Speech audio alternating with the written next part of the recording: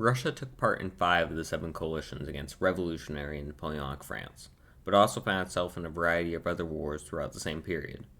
These wars either distracted Russia from their efforts against France, or were influenced by how the wars against Napoleon played out. The first of such conflicts was against Persia in April 1796, when a force of around 30,000 to 50,000 troops were sent into the Caucasus to retake land that Persia had attacked, with an additional goal of placing a pro-Russian Shah in charge of Persia. After initial success in retaking some of the land lost, up to around modern-day Azerbaijan, with only minor resistance to Russian forces, the expedition was called off. Catherine the Great had died on the 17th of November, and her successor, Paul I, called off the planned attack into mainland Persia soon after. Conflict between both nations over the Caucasus would reignite, however, in 1804 as Russia seeked to consolidate and expand its control in the region.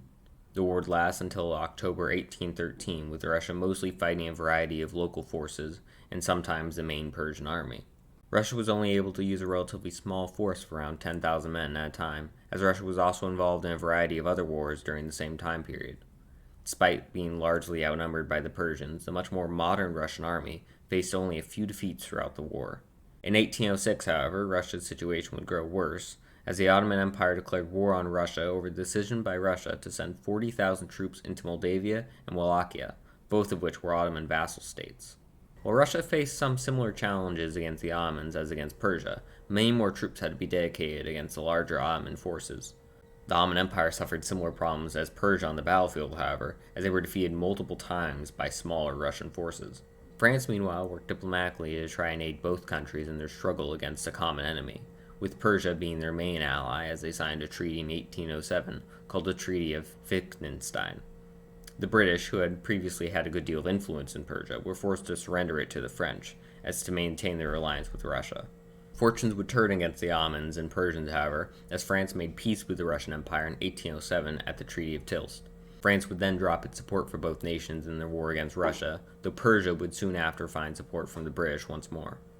On October 26, 1807, Emperor Alexander would declare war on the United Kingdom after the British attack on Copenhagen that took place in September. Neither side put much effort into the war, as both parties had very little to gain from the conflict, and was more of a result of circumstances than any real desire to wage war on each other. The war would consist mostly of small engagements at sea between both sides, with the British seizing a number of Russian ships throughout the conflict. War with Britain, however, would take on renewed significance after Russia declared war on Sweden, after it had refused Emperor Alexander's demands for Sweden to adopt the continental system and block foreign warships, mainly Britain's, from entering the Baltic. British naval power would help Sweden gain naval dominance, allowing them to land nearly anywhere along the coast, an advantage that the Swedes would make use of during the war. On land, however, Russian forces were dominant, beating back smaller Swedish forces due to the fact that the Swedes had to place a force near the Denmark border in case of attack from the south. The war would last until 1809, when Sweden surrendered, giving up all of Finland to Russia, joining the continental system, as well as going to war with Britain. The Russian Empire in 1810, though now victorious over Sweden, found itself in a steadily worsening position. It was still at war with 3 nations, Persia, Turkey, and Britain, with a not insubstantial force required to garrison the newly conquered land. On top of that, the continental system had had a heavy effect on Russia's economy, forcing Alexander to make the drastic decision in December 1810 to withdraw from the continental system. Russia was now once more again trading with Britain, despite technically still being at war with them.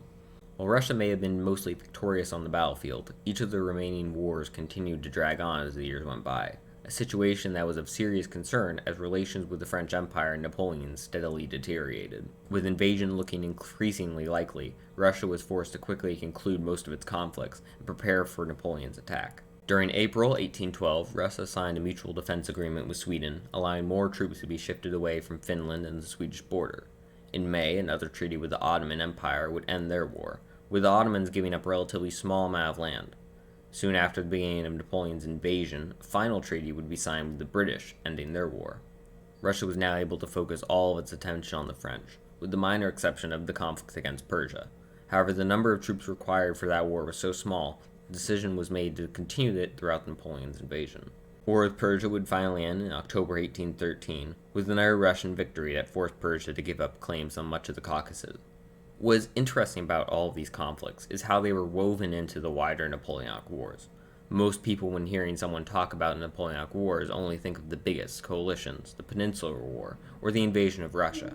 In reality, there were dozens of conflicts that were all affected by, and in turn, affected the course of the era.